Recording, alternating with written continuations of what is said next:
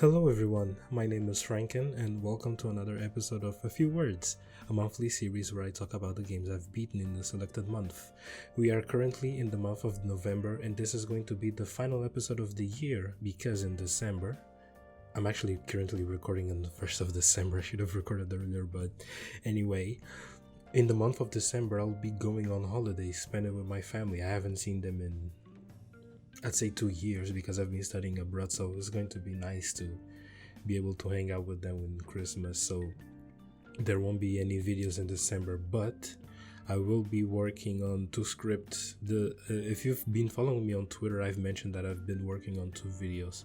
I have the footage recorded and I have everything that I really need. Now I just need to finish both scripts, which I'll probably spend the holidays typing because it's the easiest thing I could do in the holidays when I'm out just with my computer.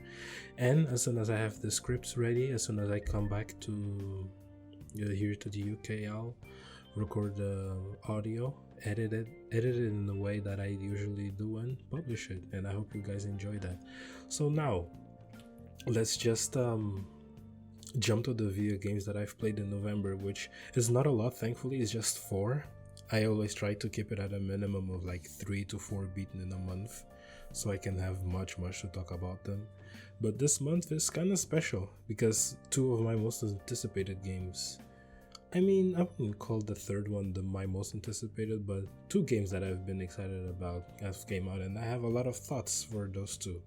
So let's start. So the first game that I finished this month was Bayonetta 3, which I will admit it was one of my most anticipated games of the year because it's been 2 years, no, not 2 years, it's been 8 years since we've last seen Bayonetta and her adventures. I think the second one came in 2014 on the Wii U. I never owned the Wii U, so I later played the Switch port that came out in, I don't know, like 2 or 3 years after the Switch came out. I'm not really sure, but yeah, I've been a massive fan of Bayonetta since the first game. I just like the style and ooze that she brings to the energy that she brings to the game. Not just that, but the combat system is so satisfying the way Platinum Games usually does it, and I really love them for that. And yeah, I was just missing the second game. I've beaten the second game this year actually, because I like I mentioned, I bought it on the Switch and I really enjoyed that as well. It was a nice change of pace. It wasn't like that drastical of a change. The combat system was really okay. The combat system kind of depends on the guns that Bayonetta is using, and the guns that she uses in the second one. That moveset, it's really good. I'm a really fan of the first Bayonetta's combat, but I have to say, if I had to pick 1 or 2, I say 2, because 2 has both that level of easy for newcomers and complex for hardcore players, which really helps when you're trying to experiment with different styles. So coming to Bayonetta 3, and just Bayonetta as a whole, it's generally hard to predict the story direction of the series, given Bayonetta receives a redesign each game and story occasionally taps into the mythos established in previous games. And they might not share all the same characters that were in previous games, but like the main cast, they're usually present in the subsequent entries, not to a big degree, but still there. So now that I got to play it, I was mixed. I was surprisingly mixed after I finished it, but right now I'm much more accepting of the final game that we got, so let me lay out first with the gameplay. The general combat has received a fair shake-up to keep up with the new additions while also keeping it fresh. For example, the skill tree is much more simplified and easy to understand for new players, plus I personally like how it's displayed. Color My World, Bayonetta's set of pistols for this game retains familiarity from the previous guns while also feeling fresh and exciting, especially with the varied animations they have for her. Like there's like this dumb one, but I love it so much. It's such a tiny detail where she just tiptoes around, which always cracks me up because it's so funny seeing her having fun in the battlefield while singing and dancing like a ballerina. It's so endearing seeing her, and it's really endearing seeing her during combat moments. The weapons are also very distinct. In previous games, you could attach a particular weapon to your hand and heels, but here they completely ditched that in favor of the new weapons, basically taking control of your whole body.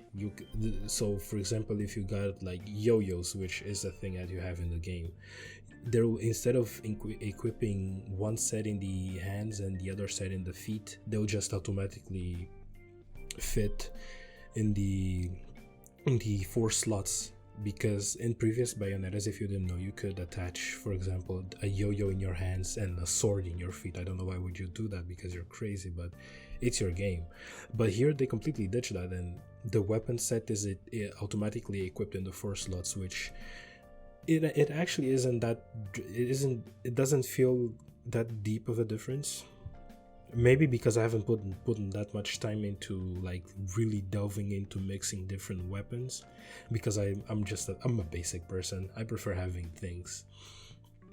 I'm a basic person when it comes to experimentation. I can also go to the full extreme when I want to, but for the most times I'm pretty much basic, so I just kept the guns. And I just kept the guns equipped in all the slots. I occasionally would switch up to any other different types of weapons, but anyway, yeah, they completely ditched that in favor of the new weapons, which are so freaking cool, and it really showcases not just the creativity Platinum has with gameplay, but also why it took them so long to develop it. You have you have a yo-yo, you have a cane. You know the magicians, that whole trope of the magicians and taking birds out of their hat. You have a weapon like that.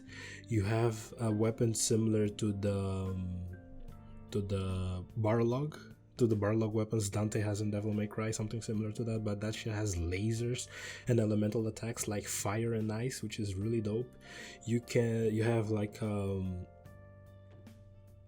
Christ, there's just so many weapons. It's really hard to describe. You really need to see it for yourself to see how some weapons like low-key look impractical, but they work so well the way they develop it. It's really impressive. Speaking of new additions, the Demon Slave system is one such case, gameplay wise, where mid-combat you can summon some of the demons Bayo has contracts with, and you make use of them during combat, or just like Astral Chain, summon them at the end of a combo. With each weapon that you have, it also brings a unique demon with it. For example, you have a train, I would say a sledgehammer. Oh, my phone is vibrating. I shouldn't keep it here, but yeah, you have some sort of big sledgehammer that can be used as which is kind of like disguised as a train, and you have like these really dope saw attacks with it. And with that weapon, it comes with a literal train, which you can actually control it to defeat some of the enemies, which is really interesting. With the yo-yos that I mentioned, you have like a big flamey lava spider, which you can use. With Color My Worlds, the Bayonetta's signature pistols in this game, you have Madama Butterfly, which is she's just the best. I don't know what about her, but she's just the best. I like her design a lot. And yeah, I think from the set of 8 or 9 weapons you get in the game, you also receive a unique demon with them, so which is really cool. One cool detail about the summons is that if you lose control of them, they'll go berserk and attack you, and narrative wise it makes a ton of sense. Even though in cutscenes they look very buddy with Bayo, they're actually just her slaves, and as soon as they get the opportunity, when she loses focus, their sights are exclusively on killing you, which is a nice addition. The narrative, on the other hand, feels very underdeveloped, which ultimately leads to an unsatisfactory conclusion. Without diving into spoilers, while the story structure itself is a very strong one to build upon it, the way they went with it, especially in the final hours, both betray and rush some of the established pillars the series had. And when it comes to the conclusion, its impact comes at the cost of set difficulties it had portraying itself throughout the game. It's not bad per se, but had they fleshed out some of the story elements and tightly paced each level accordingly, the ending would have been more satisfactory, I feel. I get that people don't like the ending and it can be controversial to some people, but I can actually accept that ending if they took the time to kind of develop those underdeveloped elements that the story had throughout it, especially with the new character Viola, which I honestly feel they didn't do much with her, in the sense that they did what they had to do and they did enough, but they should have not sprinkled, they actually should have delved in more to just, kind of delivered on said satisfaction to make it better. And Jesus, my phone just fell. For example, a few weeks ago, it was said that Bayonetta 3 at first was supposed to be a semi-open world game with a hub area, similar to the new God of War games, but having run through some pacing issues with the story and the Switch limited hardware for what they were trying to push, they had to cut down and streamline it more to what we currently have. And I definitely commend that. I like when devs try to go out of their way and experiment with some stuff, but one of the downsides that comes with that is it could come to a point where that doesn't work, and then you have to shift back or cut back on stuff, and that could lead to major changes during game development, which is just part of the process, as much as it's hard to admit, honestly. But yeah, I commend them for actually reaching to what we have now, because I bet it could have been difficult if they didn't have said pillar. Speaking of Switch, the presentation is really strong and there's a lot of imagination on display, but the fact that it all runs on the Switch undermines what it could have easily been one of the most visually striking games in Platinum's portfolio. Besides that, the soundtrack is so awesome and it still mixes a ton of genres to express itself, such as jazz, orchestral, and electronic, and maybe other more I may be missing. You should go to as soon as you finish the game, you should go to the library, I think that's what it's called, and they have like a set of concept art, 3D models, and the music they use in the games, and the music is so incredible in this, like the combat music, the areas music, the background music. It's so I love it so much. So what I'll have to end up on is, if you love Bayonetta in general, or if you're a newcomer, you'll most likely enjoy it for the gameplay, especially the combat. But if you're a really hardcore for the characters and the adventure she goes through, you may be disappointed by the final outcome. But regardless, go play the game. It's super fun. And with that out of the way, let us jump into the next game. So, the second game that I've beaten this month is Binary Domain, which, surprise surprise, this is the next video that I'm working on, so I'll spare the in-depth details. But just like I did with Bloodborne's portion of September's A Few Words, I'll keep this short. Gameplay is genuinely fun for what amount to a Gears of War clone. I wasn't expecting, because if you remember back in the I guess you could call the Japan's dark time with game development, when they transitioned to the PS2 and 360, they were having a hard time with. You can look at Binary Domain in the distance and kind of think of it as a Gears of War clone, but when you play it, it has some really distinct elements to it, which kind of makes it stand out for itself, which is really good. The writing is very camp and entertaining. It's RGG. You can already expect them to write good stories, even with the low expectations that I went in. I wasn't expecting to be this endearing. It's very character driven, just like the Yakuza games, and even though I wasn't expecting the type of tone and maturity from the Yakuza games, there's a fair amount of it here, which kind of surprised me and took me back. It took me back. I think that's how the term works. I don't know. What else? The music at times really shines and surprises, which RGG really loves to mix different genres in their games, and Binary Domain is no exception. And just overall, it's a fun game from a developer who usually makes the same style of games up until that point, which is very commendable, and I strongly recommend people play it. So I'll just shut up for now and leave it for the actual review when it's coming out in January, I hope. Now, ladies and gentlemen, for what is probably the biggest game of the year, alongside Elden Ring of course, God of War Ragnarök, which I have to say, it is a very strong conclusion to the Norse saga. Like, I'll admit, like I said in my previous God of War mini review, I wouldn't call it a masterpiece, but I am a fan of what they were doing with the story. The combat, I kind of just accept it for what it is. But like the story itself, I think most people will kind of like it for the story. It's kind of what propelled the game and made it a success that it is now. And with God of War Ragnarok, you could definitely feel there was this pressure at Santa Monica to kind of top 2018's, and I feel they kind of did it. Kinda.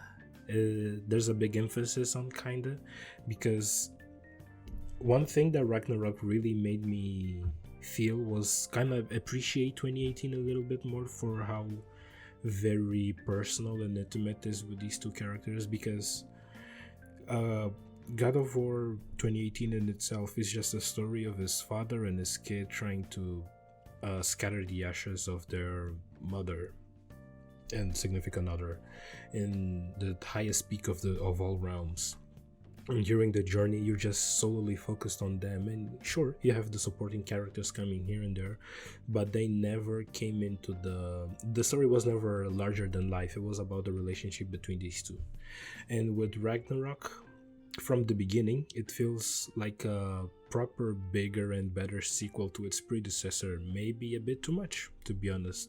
And what I mean by that is that given this title is supposed to close the Norse era, the inconsistent pacing at points makes it feel like the game is just cramming a ton of content to fulfill what it sets out to do. But that's a personal thing, because regardless of that, the content here is very strong, specifically the side quests, which rival main quests for existing games. Gameplay wise, there are some quality of life changes and improvements to combat, such as abilities from the first game integrated into the moveset, which I really love that.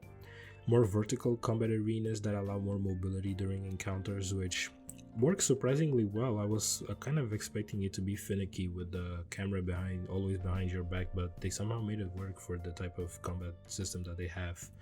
The menus still suck ass. I hate those menus. I don't know.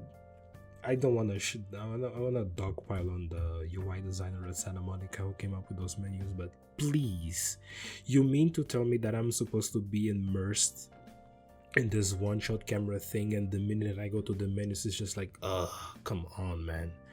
It's just like overcluttered, overcomplicated. You could have done better than that, but hey, I guess that's just a me opinion. I know other people also don't like the menus in God of War, but yeah, that's just like one of the things that I really hate. They're horrible and I hate them. The RPG system now feels pretty well integrated into the game. Like, I was actually able to make some builds, believe it or not, based on elemental attacks, strength, defense. There was one build that I did with Bifrost, which was really dope, and Loki carried me throughout the game. But yeah, you can actually make builds now, which is really entertaining when you kind of play around with that. And one small but really cool feature I'd love more games to include is the ability to disable certain upgrades in the skill tree. Like, for example, one attack that I hate that Kratos does with the Leviathan axe is when it runs and you press the heavy attack and you do the running heavy attack animation. It just takes so long. Like, the amount of frames that it takes is like what, 2 to 3 seconds, and I want to be fast and twitchy in combat, and the fact that I can disable that and immediately get to it, it's really cool. And I hope more combat heavy games do stuff like that.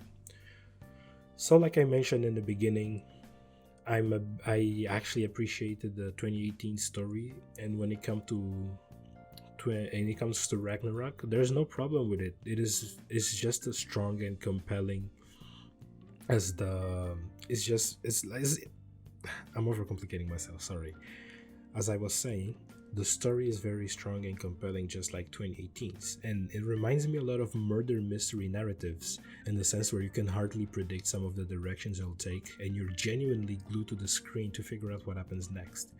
Kratos and Atreus' journey is still very compelling, and I love seeing them on screen and how they usually interact with each other through general conversations, reconciliations, and even banter, which is amusing. There's like this one moment that I love a lot in the first few hours of the game, where they're just on the boat and Atreus asks, "Hey Dad, when I was a kid, did you say to Mom,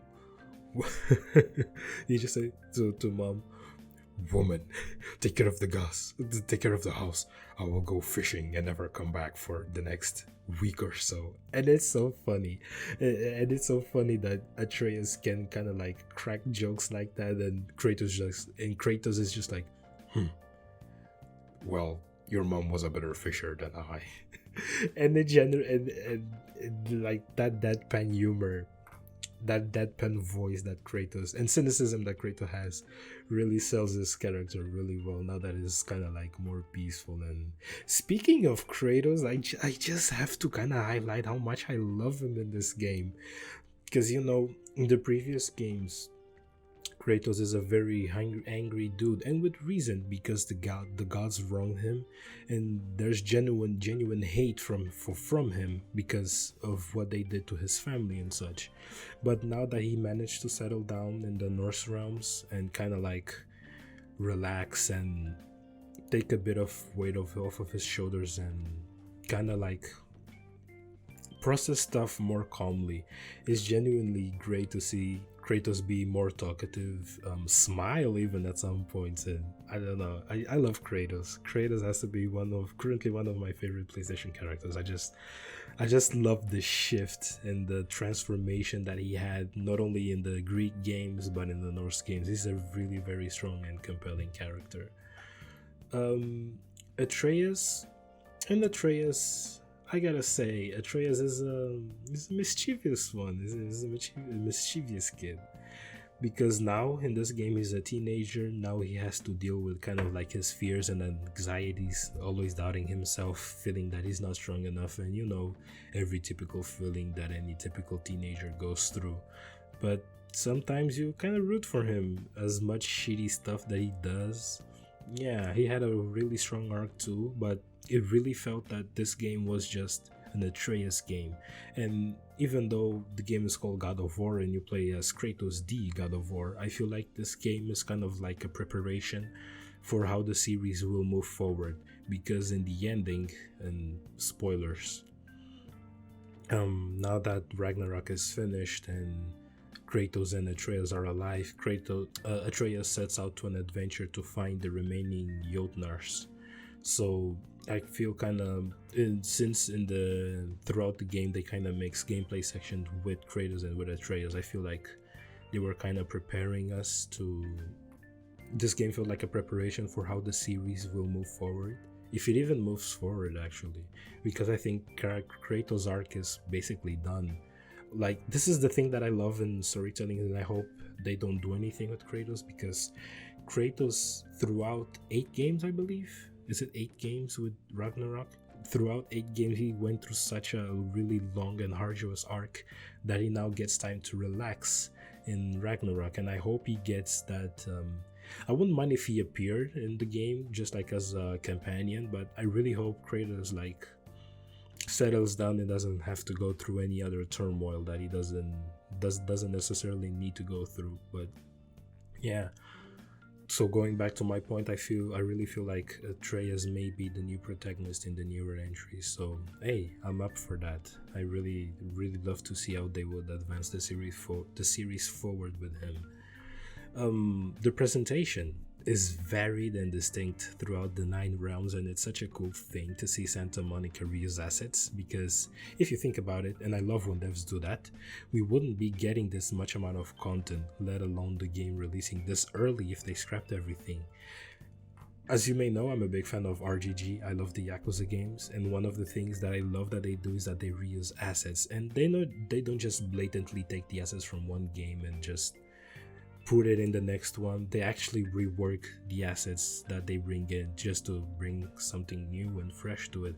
But the cool thing that they managed to achieve by reusing assets is that they can pump out games more quickly and also develop new content on top of the previous content that they previously developed. So it is really cool when you can have that dynamic of developing newer content on top of the millions of dollars of money spent on previous assets that you really cannot throw away.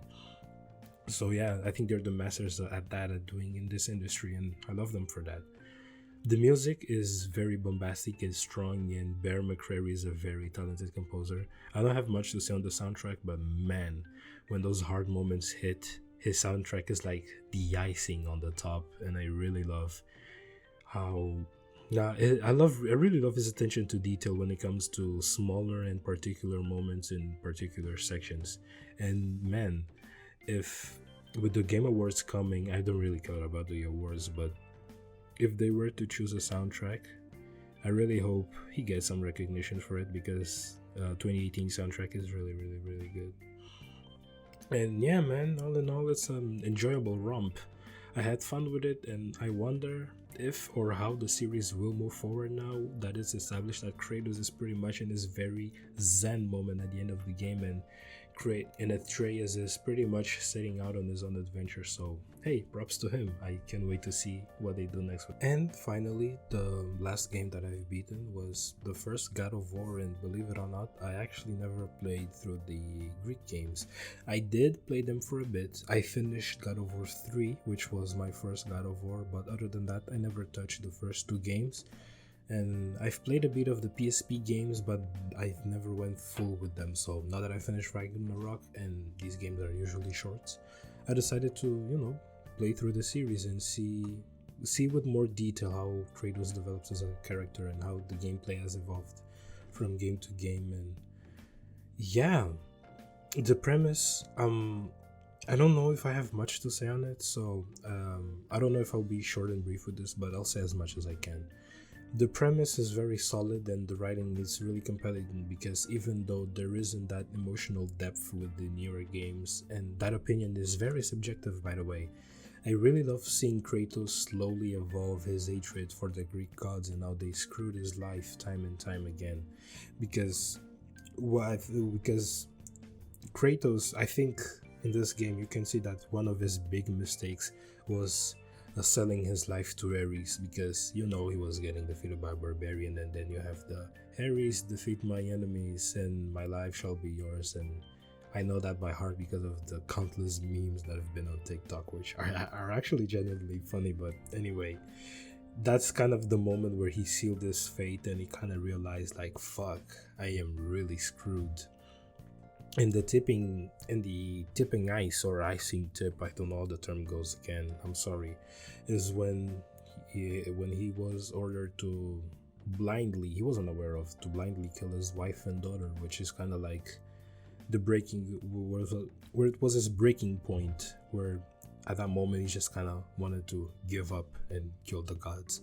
And it's a very compelling arc, being wronged by people who you kind of trust, and now you're just in a revenge path to because a revenge path is the only way, because as gods, the Greek gods are very asshole people in these games, and there isn't any other way of resolving conflicts with them. So seeing Kratos slowly build up that hatred for the gods and trying to kind of cut them out if you know what I'm saying. I'm trying to be really light here so YouTube doesn't kick me.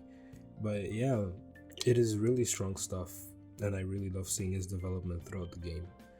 The level design is a pretty big highlight for me, because given how you spend the second act on the trials to get to the Pandora's box, you can really see the creativity that goes into structuring them and their overall interconnectivity. One of my favorite level design tropes is when there's a trial in the story and the player has to go through multiple challenges to get to the top. And the cool thing that